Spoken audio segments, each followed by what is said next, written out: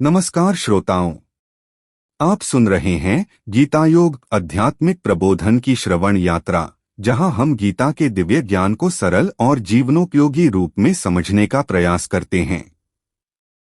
आज के इस एपिसोड में हम प्रवेश कर रहे हैं विभूति योग के प्रारंभिक रहस्यों में, जहां श्रीमद् भगवद गीता के प्रथम 10 श्लोकों के माध्यम से भगवान श्री कृष्ण अपनी अनंत शक्तियों और दिव्य महिमा का उद्घाटन करते हैं। यहाँ श्री कृष्ण अर्जुन को बताते हैं कि उनके वास्तविक स्वरूप को देवता और महान ऋषि भी पूर्णतः नहीं जान सकते, क्योंकि वे ही समस्त सृष्टि के आदि स्रोत और मूल कारण हैं। आज हम समझेंगे कि कैसे मनुष्य के सभी गुण, भावनाएं और मानसिक अवस्थाएं भी उसी परम सत्ता से उत्पन्न होती हैं, और कैसे भगवान अपने भक्तों के कल्याण के लिए उन्हें बुद्धियोग प्रदान करते हैं। तो आइए इस गहन आध्यात्मिक चिंतन में प्रवेश करें और अनुभव करें भगवान और भक्त के बीच के उस दिव्य संबंध को, जो मोक्ष के मार्ग को सरल बना देता है।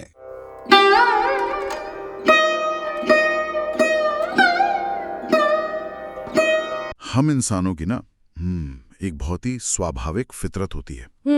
जब भी हम जीवन के रहस्यों या ब्रह्मांड की शुरुआत के बारे में सोचते हैं, तो हम चाहते हैं कि हर चीज बिल्कुल स्पष्ट और सटीक हो, एकदम ब्लैक एंड व्हाइट। बिल्कुल। हमारी सोच ना चिकित्सा विज्ञान की उस जांच की तरह काम करती है जहां हड्डी टूटने पर शरीर के भीतर की तस्वीर ली जाती है और वो टूटी हुई हड्डी एक सफेद लकीर के रूप में साफ दिखाई दे जाती है। हाँ, एक्सरे की तरह। वही तो, सब कुछ तय होता है। हड्डी या तो टूटी है या नहीं टूटी है। केवल सही और गलत का ये नजरिया हमें बहुत सुकून देता है, क्योंकि इससे दुनिया को समझना आसान लगता है। सही कहा। हम हर अनुभव को ना अलग अलग खानों में बांटना चाहते हैं। हम चाहते हैं कि जीवन के नियम भी उसी तरह काम करें जैसे कोई बहुत ही स्पष्ट और गणितीय रूपरेखा हो। लेकिन जब हम दर्शन और अध्यात्म की गहराइयों में उतरते हैं ना, तो ये सही और गलत या काले और सफेद वाला नजरिया पूरी तरह से काम करना बंद कर देता है। और आज की इस गहन चर्चा में हम ठीक इसी रहस्यमय और विशाल परिदृश्य को खंगालने वाले हैं। मेरा नाम नहीं, बल्कि मेरा काम है आपके सामने सही सवाल रखना, और मेरे साथ यहाँ एक विशेषज्ञ हैं जो इन सवालों की गहराइयों में हमारी मदद करेंगे। नमस्कार, और मुझे खुशी है कि आज हम इतने दिलचस्प विषय पर बात कर रहे हैं। तो हमारे पास आज जो स्रोत है ना, वो है आध्यात्मिक प्रबोधन, गीता के 18 योग, पुस्तक का विभूति योग खंड। ये अध्याय 4 के श्लोक 1 से 10 तक हैं, और ये ज्ञान का एक ऐसा ही अथाह महासागर है। बिल्कुल। आज हमारा मिशन ये समझना है कि इस ब्रह्मांड में जो कुछ भी महान, शक्तिशाली और अद्वितीय है, उसका मूल स्रोत आखिर क्या है। ये चर्चा उन सभी के लिए है जो ज्ञान को बहुत गहराई से समझना चाहते हैं, लेकिन सूचनाओं के उस भारी बाढ़ में डूबना नहीं चाहते जो आज हमारे चारों तरफ है। और यहाँ ये स्पष्ट करना बहुत जरूरी है कि हमारे स्रोत में मौजूद ये ज्ञान सिर्फ किसी प्राचीन ग्रंथ का एक साधारण पाठ या किसी की स्तुति नहीं है। तो फिर ये क्या है? ये वास्तविकता के स्वरूप को, यानी नेचर ऑफ रियलिटी को समझने का एक अत्यंत तार्किक और दार्शनिक ब्लूप्रिंट है। ये उन सवालों से टकराता है जो हर इंसान कभी न कभी खुद से पूछता है, जैसे कि हम कहाँ से आए, हाँ, और हमारी भावनाओं का असल स्रोत क्या है, और जीवन के सुख दुख की इस पूरी व्यवस्था के पीछे का रहस्य क्या है। ठीक है, आइए इसे थोड़ा विस्तार से समझते हैं, क्योंकि इस खंड की शुरुआत में ही एक बहुत ही खूबसूरत और गहरा दृश्य प्रस्तुत किया गया है। श्लोक 1 में श्री कृष्ण अपने प्रिय मित्र अर्जुन के कल्याण के लिए अपना सर्वोच्च ज्ञान साझा कर रहे हैं। वे स्पष्ट करते हैं कि यह ज्ञान इतना गूढ़ है कि इसे समझना साधारण बात नहीं है। और श्लोक 2 में इसी बात को और भी मजबूती से रखा गया है। हाँ, उसमें एक बहुत ही हैरान करने वाला दावा किया गया है कि जो महान देवता हैं और जो सबसे ज्ञानी महर्षि हैं, वे भी उस परम सत्ता की उत्पत्ति को नहीं जानते। कमाल की बात है ना? वही तो। अब जरा सोचिए, जो सत्ताएं इस ब्रह्मांड में ज्ञान और शक्ति के शिखर पर बैठी हैं, वे भी उस शुरुआत को नहीं समझ पा रही हैं। इसका कारण ये बताया गया है कि वो परम सत्ता ही उन सब का प्रारंभ है। ये एक बहुत ही शानदार तार्किक बिंदु है जो सीधे कारण और प्रभाव के सिद्धांत पर चोट करता है। मतलब कॉज एंड इफेक्ट। बिल्कुल। देवता और ऋषि यहाँ उन शक्तियों और बुद्धिमत्ताओं का प्रतीक हैं जो हमारी सामान्य मानवीय क्षमता से कहीं अधिक है। लेकिन वे भी उस परम सत्ता की शुरुआत कैसे जान सकते हैं? कोई भी रचना अपने रचयिता के जन्म से पहले कैसे मौजूद हो सकती है कि वो उसे देख सके? यही बात है। इसे समझने के लिए मेरे दिमाग में एक बहुत ही दिलचस्प उपमा आ रही है। बताइए। मान लीजिए समुद्र के भीतर मौजूद पानी की एक बूंद है। अब वो बूंद पूरे समुद्र के जन्म की कहानी को समझने की कोशिश कर रही है, जो कि असंभव है। हाँ, क्योंकि बूंद के लिए समुद्र की शुरुआत को समझना असंभव ही है। वो स्वयं उसी समुद्र का हिस्सा है। वो अपनी सीमित पहचान से उस असीम को कैसे नाप सकती है? बहुत ही सटीक उदाहरण है। और यहाँ जो बात सबसे ज्यादा रोमांचित करती है वो यह है कि इस ग्रंथ में असीम और सीमित के बीच के इस टकराव को बहुत ही स्पष्ट रूप से सुलझाया गया है। वो कैसे? श्लोक 3 के अनुसार जो व्यक्ति यह जान लेता है कि वो सर्वोच्च सत्ता अजम है, यानी जन्मरहित और अनादि है, जिसका कोई प्रारंभ नहीं है और जो समस्त लोकों का स्वामी है, वो व्यक्ति अविचलित बुद्धि वाला हो जाता है और सभी पापों से मुक्त हो जाता है। अविचलित बुद्धि मतलब एक ऐसी मानसिक अवस्था जहां इंसान का दिमाग शंकाओं में नहीं भटकता। हाँ, बिल्कुल। लेकिन ये अवस्था मिलती कैसे है? क्या इसके लिए ब्रह्मांड के हर रहस्य को जानना जरूरी है? नहीं, और यही इस दर्शन की सबसे बड़ी खूबी है। मुक्ति या मोक्ष तब नहीं मिलता जब हम ब्रह्मांड की हर एक रहस्य को जान लेते हैं या जानकारियों का कोई बहुत बड़ा भंडार इकट्ठा कर लेते हैं। तो फिर मुक्ति कब मिलती है? वास्तविक मुक्ति तब मिलती है जब हम ये पूरी तरह से स्वीकार कर लेते हैं कि सर्वोच्च सत्ता जन्म और मृत्यु की हमारी छोटी और सीमित मानवीय अवधारणाओं से पूरी तरह परे है। ये एक बौद्धिक समर्पण है, एक गहरी स्वीकृति। हाँ, जब इंसान ये मान लेता है कि कुछ चीजें मानवीय समझ के दायरे से बाहर हैं, तो उसके भीतर का वो अहंकार टूट जाता है जो कहता है कि मैं सब कुछ समझ सकता हूँ। यहां से ये विषय और भी ज्यादा दिलचस्प हो जाता है, क्योंकि अगर वो सर्वोच्च सत्ता हमारी समझ से परे है या असीम है, तो फिर हम अपने दैनिक जीवन में उसका अनुभव कैसे करते हैं? ये एक बहुत ही स्वाभाविक सवाल है, क्योंकि हम तो रोजमर्रा की उलझनों में फंसे रहते हैं और ये सवाल हमें सीधे मानव मनोविज्ञान और हमारी भावनाओं के पूरे स्पेक्ट्रम की ओर ले जाता है। बिल्कुल। श्लोक 4 और 5 में उन अवस्थाओं की एक पूरी सूची दी गई है जो उसी परम स्रोत से उत्पन्न होती हैं। हाँ, मैंने देखा। वो सूची मानव स्वभाव का एक बहुत ही गहरा मनोवैज्ञानिक खाका खींचती है। इसमें कहा गया है कि बुद्धि, ज्ञान, असम्मोह यानी भटकाव से मुक्ति, क्षमा, सत्य, इंद्रियों का नियंत्रण और मन की शांति, ये सब उसी स्रोत से आते हैं। इसके साथ ही अहिंसा, समता, संतोष, तपस्या और दान का भी जिक्र है। यहाँ तक तो सब बहुत तार्किक लगता है। यह हम आसानी से स्वीकार कर सकते हैं। बुद्धि, सत्य, शांति और क्षमा को ईश्वरीय गुण मानना तो हमारी परंपरा का हिस्सा रहा है। सही कहा। लेकिन मुझे यहाँ थोड़ी असहमति दर्ज करनी होगी, क्योंकि इसी सूची में आगे कुछ ऐसा है जो झकझोर देता है। इसमें सुख के साथ दुख, उत्पत्ति के साथ विनाश, अभय के साथ भय और यश के साथ अपयश यानी बदनामी भी शामिल है। अब जरा सोचिए, कोई भी सर्वोच्च और पवित्र सत्ता मानवीय जीवन के इन नकारात्मक और दर्दनाक अनुभवों की जिम्मेदारी क्यों लेना चाहेगी? ये एक बहुत ही महत्वपूर्ण सवाल खड़ा करता है। बिल्कुल, क्योंकि अगर कोई इंसान बहुत गहरी पीड़ा में है या कोई भयानक डर से गुजर रहा है, तो क्या हम उससे ये कहेंगे कि तुम्हारी ये पीड़ा भी उसी परम स्रोत से आ रही है? हाँ, ये सुनना थोड़ा अजीब लगता है। हम तो हमेशा से यही मानते आए हैं कि जीवन में जो कुछ भी अच्छा है वो ईश्वर से आता है और जो भी बुरा या दर्दनाक है वो हमारी अपनी गलतियों या किसी भारी कारण से होता है। ये अवधारणा तो हमारे सोचने के पूरे तरीके को ही बदल देती है।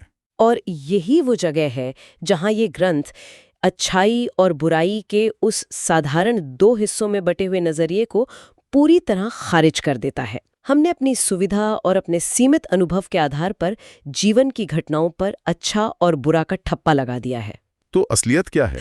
असलियत ये है कि जीवन की हर मानसिक और शारीरिक अवस्था, चाहे वो सुखद हो या दुखद, उसी एक असीमित ऊर्जा का ही अलग अलग रूप है। दुख या भय कोई ब्रह्मांडीय त्रुटि नहीं है, वे इस संपूर्ण व्यवस्था के आवश्यक अंग हैं। तो क्या इसका मतलब ये है कि आज के दौर में किसी व्यक्ति को रातों रात बहुत बड़ी प्रसिद्धि मिल जाना और अगले ही दिन उसी व्यक्ति का पूरे समाज में भयंकर बहिष्कार हो जाना, यानी यश और अपयश? हाँ, यश और अपयश, ये दोनों एकदम विपरीत अनुभव भी एक ही स्रोत से संचालित हो रहे हैं। बिल्कुल। जब हम ये समझ लेते हैं कि यश और अपयश दोनों एक ही प्रक्रिया का हिस्सा है, तो हमारी प्रतिक्रिया बदल जाती है। यश हमें अहंकार से नहीं भरता और अपयश हमें पूरी तरह से तोड़ नहीं देता। एक तरह का बैलेंस आ जाता है। हाँ, ये समझ हमें परिस्थितियों के प्रति एक गहरी समता या तटस्थता देती है। दुख हमें ये सिखाने आता है कि हम कहाँ गलत दिशा में जा रहे हैं, और भय हमारी सुरक्षा के लिए एक चेतावनी प्रणाली की तरह काम करता है। ये विचार बहुत ही मुक्ति देने वाला है। यह हमें जीवन से लड़ने के बजाय उसे स्वीकार करना सिखाता है। सही कहा। मानवीय भावनाओं और अवस्थाओं की इस जटिल उत्पत्ति को समझने के बाद ये ज्ञान हमें मानवता के निर्माण की प्रक्रिया की ओर ले जाता है। स्रोत के श्लोक 6 में एक बहुत ही रहस्यमयी बात कही गई है। वो 7 महर्षियों वाली बात?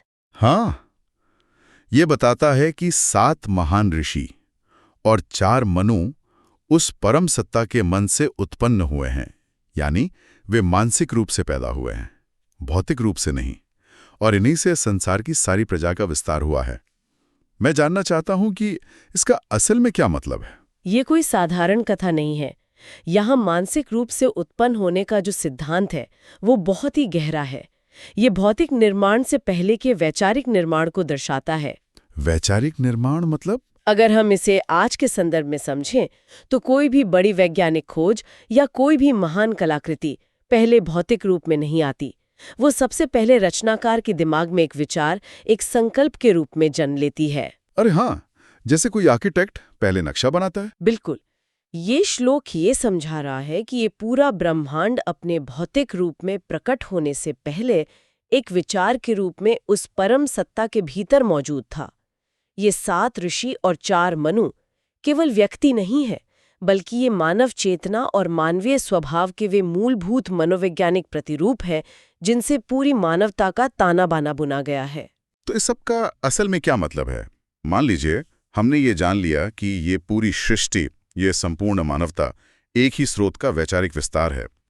इस जानकारी का हमारे जीवन पर क्या प्रभाव पड़ना चाहिए? अगर हम इसे एक व्यापक दृष्टिकोण से जोड़कर देखें तो इस जानकारी का प्रभाव ये होता है कि इंसान का नजरिया पूरी तरह से बदल जाता है।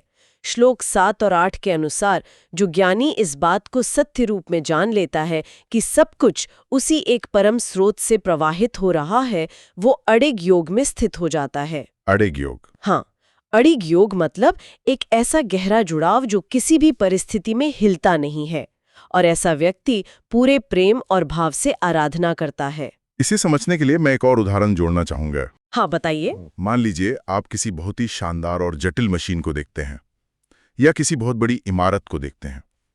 शुरुआत में आप बस उसकी बाहरी सुंदरता से प्रभावित होते हैं, लेकिन जब आप ये जान लेते हैं कि एक मास्टर आर्किटेक्ट ने सिर्फ इमारत ही नहीं बनाई, बल्कि गुरुत्वाकर्षण के उन नियमों को भी लिखा है जो उस इमारत को खड़ा रखते हैं, तब नजरिया बदल जाता है। बिल्कुल।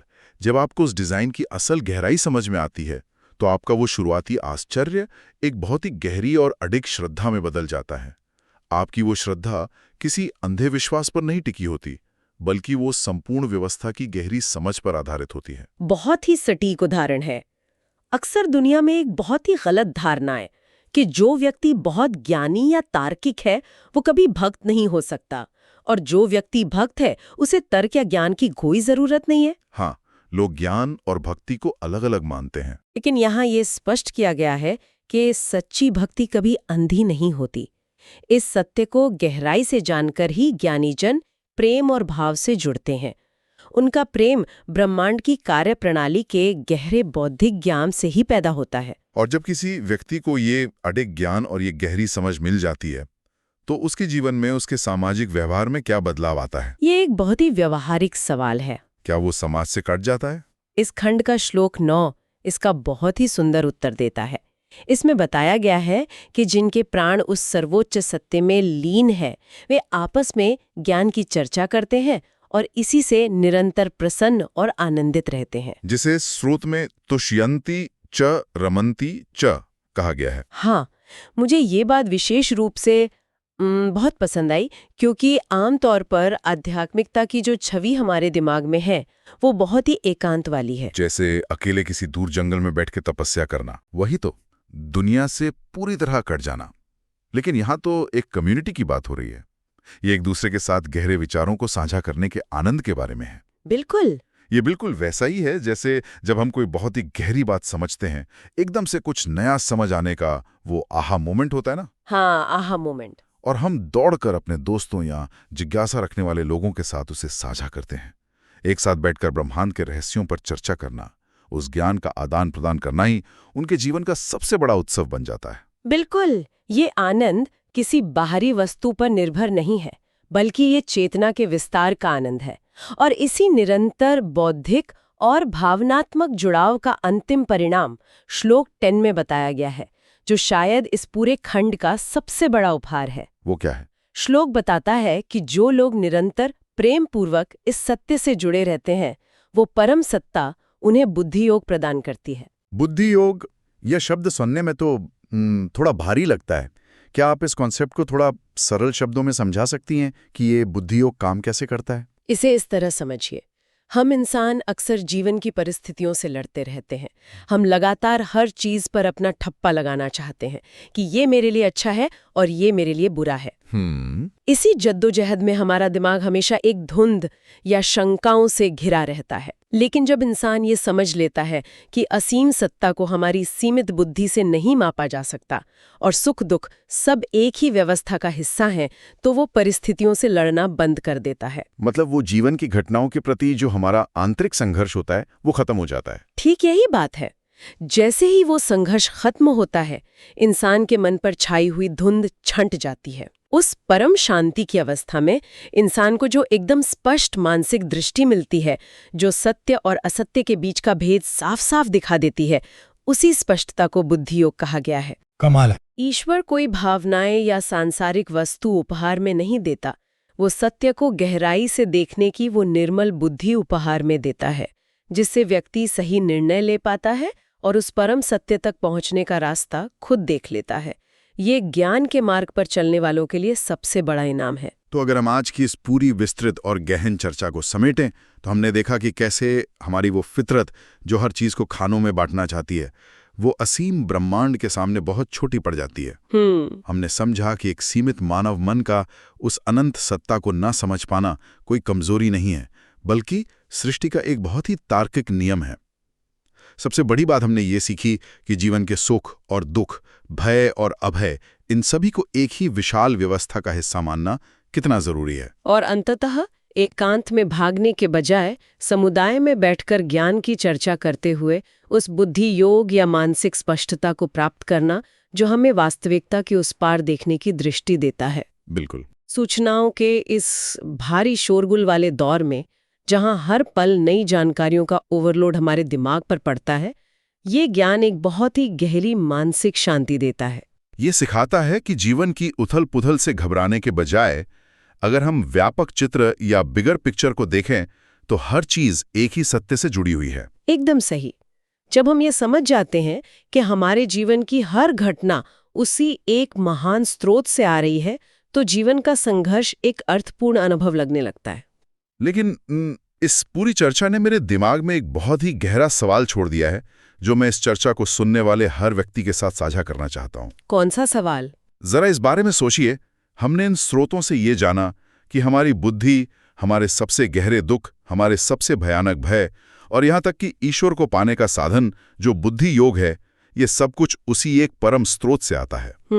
अगर हमारे रास्ते की रुकावटें, जैसे हमारा अज्ञान या हमारा भय, और उन रुकावटों को पार करने के औजार, जैसे हमारी निर्मल बुद्धि, दोनों का प्रोग्रामर एक ही है, तो क्या मनुष्य का ये पूरा जीवन असल में उस परम सत्ता का स्वयं अपने आप से ही बातचीत करने का एक तरीका मात्र है? ये तो बहुत ही गहरा विचार है। क्या हम उस महान ब्रह्मांडीय नाटक के सिर्फ वे पात्र हैं जो खुद को खोजने निकले हैं? इस विचार के साथ आज की इस गहन चर्चा को हम यहीं विराम देते हैं।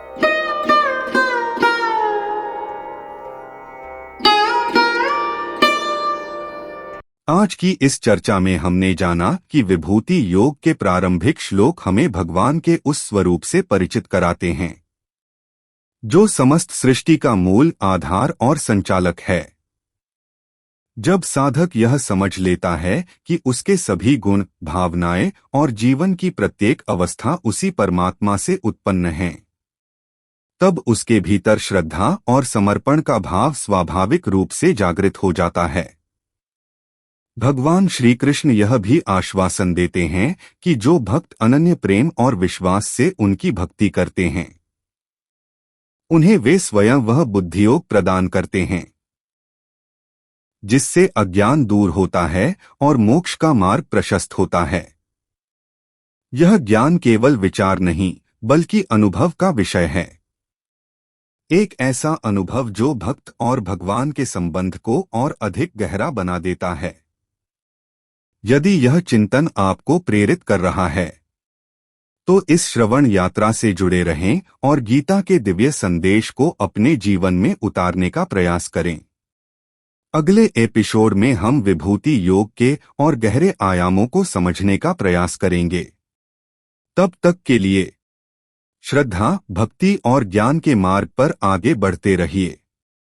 धन्यवाद। हरि ओम।